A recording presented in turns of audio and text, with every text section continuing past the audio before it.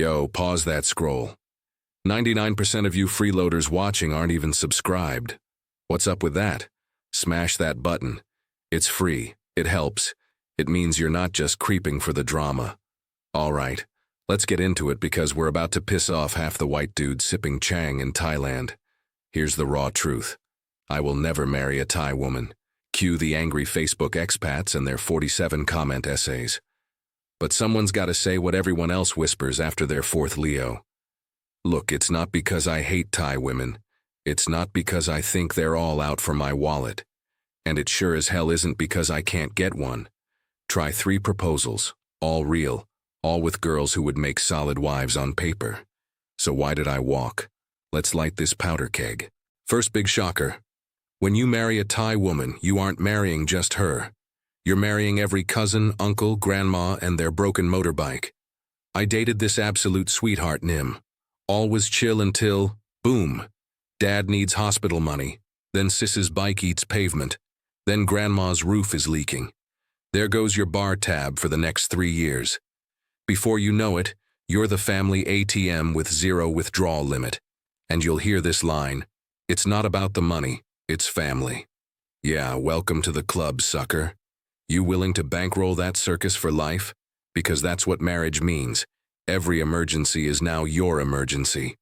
And look, this isn't about being used. Thai culture says if you've got it, you share it. Family first, always. But the real sucker punch for most Farang men? They walk straight into this, smiling like morons, because back home they barely got a Tinder like in 3 years. So when an actual 10 comes along in Thailand, they throw every principle out the window, pay for everything, and tell themselves, she's different, bro. Until she isn't. This isn't just Thailand either. Try the Philippines. Same deal, different flavor. Only in East Asia will they at least pretend it's not about your wallet. But don't kid yourself. It's still transactional. Your status, your salary, what you drive, all that gets judged by the family like you're auditioning for the Bachelor Village edition. Now tack on the language chasm. You think your B2 level Thai is cute? Wait until you're fighting about buying a car and she says something in Thai that means kinda want, and you hear life or death necessity. After 7 years, I still missed half the emotional stuff. My neighbor? 3 years arguing and Google translating love letters until his marriage just imploded. You don't get nuance when everyone's speaking their second best language, and that's when resentment simmers. Oh, you thought you understood each other? Wait until it's about money, boundaries, what privacy means, or why her aunt is sleeping on your couch for 3 months. Western dudes are dreaming of adventure and a fresh start. Thai ladies want stability, family, a real provider, preferably in Thailand. That gap? Most couples never cross it. The smart ones bust ass, learn the language, interrogate relatives, take international relationship boot camp seriously. Most dudes? They just hope love will be enough. Spoiler, it never is. Now here's the brutal part. When you tie the knot, you're locked in so deep you'll need rescue divers to untangle your life if it falls apart. Visa? Marriage. Assets? Can't be in your name, champ? Social circle? Now your friends are her uncle and some guy called Big Moo. You don't get to just walk away. If it blows up, you could lose your business, your house, and your sanity. Seen it with my own eyes. Guys staying in dead marriages because escaping is harder than quitting heroin. What happens? The wild, social, adventurous expat turns into a stressed-out shell, isolated, hanging with family he can barely talk to, losing that why I moved here spark. Marriage morphs the relationship into a job. Wifey goes ultra-traditional, maybe quits work, expects you to bankroll 4 generations of extended relatives, while you're wishing you could just have a beer in silence without grandma asking for fridge money. And don't even get me started on dudes flying out here to marry women they met over FaceTime.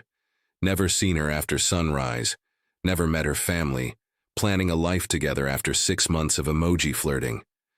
Listen, if your only experience with her is when she's dolled up for a selfie and never after a bad day, you are butchering rule number 1. You're not marrying her. You're marrying the mask she wears for foreigners. Wait for real problems to show up, then see what's underneath. You want to see couples who survived? They treated marriage like a full-time job. He learned Thai better than half the locals. She lived abroad to get Western culture. They made budgets, set boundaries for family cash handouts, did therapy in 2 languages, the whole 9 yards before even filing paperwork. They're rare, but they exist.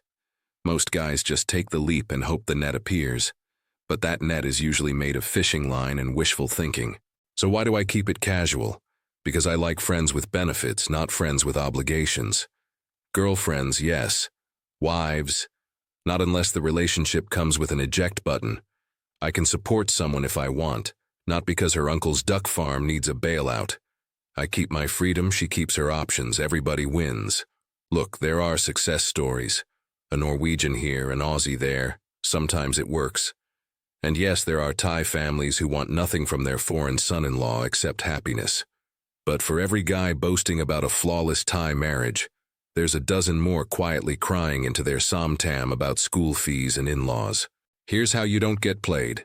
Know the culture, learn the language, meet her people. Figure out if the family's gunning for your cash. Don't just fall for the first girl who makes you feel wanted after a lifetime in the Western dating wasteland. And stop acting like your passport is a magic fix for all your problems. If you were a sucker back home, you'll be a sucker here too. Different country, same dude. Bottom line, don't just ask if she loves you. Ask if you love her world, her family, her food, her holidays, her drama, her everything. If you can't say yes to all that, you're not ready for marriage in Thailand. Stick to dating. Keep it light. Don't get trapped. Subscribe. Comment below with your war stories or success tales. And don't miss the upcoming exposé. Before you get a special massage in Thailand. Watch this. Trust me, you'll want to see that one.